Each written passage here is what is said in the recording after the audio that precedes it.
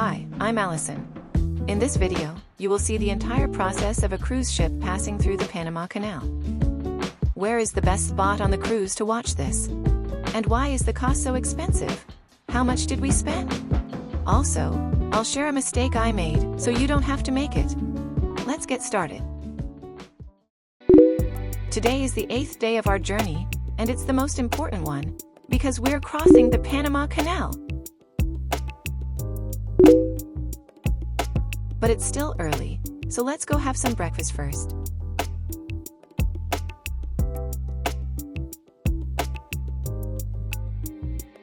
At this time, the cruise director has started broadcasting, introducing the surroundings we can see.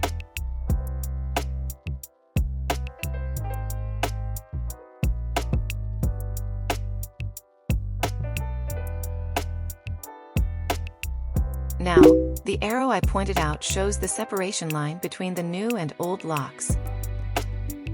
Our cruise ship will pass through the new locks. This is the best spot to watch the cruise ship enter the locks. But to get the frontmost spot, you probably need to wake up at 4 a.m. At this moment, you can see the first lock gate opening, ready to let our cruise ship through. So exciting! Actually, passing through the locks takes a lot of time, so I fast-forwarded many of the clips. At this moment, the cruise ship has passed halfway through the lock gate. But from where I'm standing, it's really hard to see clearly.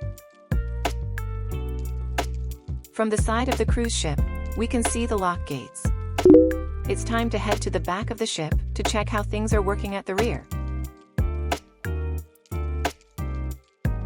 Actually, 5 years ago, I had already passed through the canal once.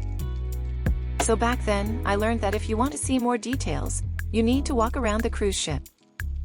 There's no need to wake up super early to grab the best spot, only to find yourself stuck in one place. Each day, around 34 to 36 ships pass through the Panama Canal. The canal has a total of 6 locks. On the Atlantic side, there are 3 locks. These locks raise the ships to a height of 26 meters, overcoming the elevation difference to allow them to enter Gatun Lake. Then, through another 3 locks, the water level is lowered, allowing the ship to enter the Pacific Ocean. Now the cruise ship has entered the lock chamber. Once the gates close, they will start filling it with water. When the gates are closed, they become a bridge, even allowing cars to pass over them.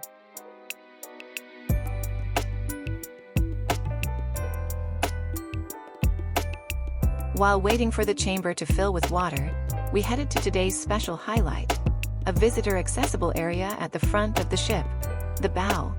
From there, we got a different perspective.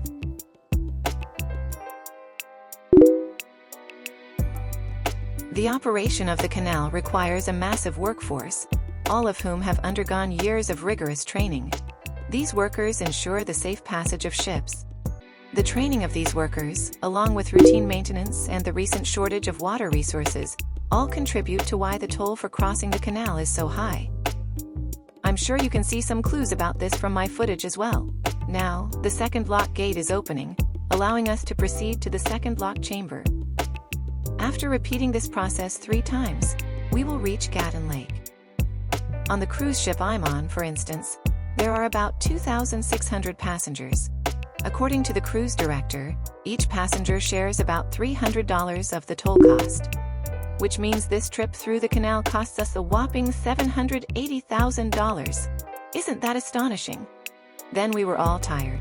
Back in our room, we could continue watching through the TV.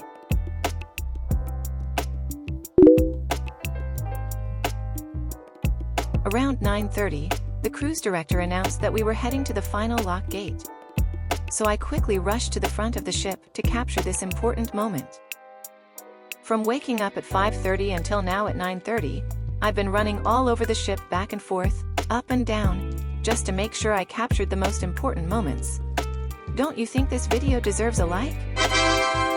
And even better, subscribe to my channel, because I'm about to head out for a shore excursion here. It's super interesting, so remember to come back and watch. Now, looking out at the lake, I see some ships waiting for their turn to pass through the canal because they didn't book a scheduled time. Cruise ship schedules are fixed, so reservations with a deposit usually need to be made 2 years in advance to secure a specific time and date for passing through the canal.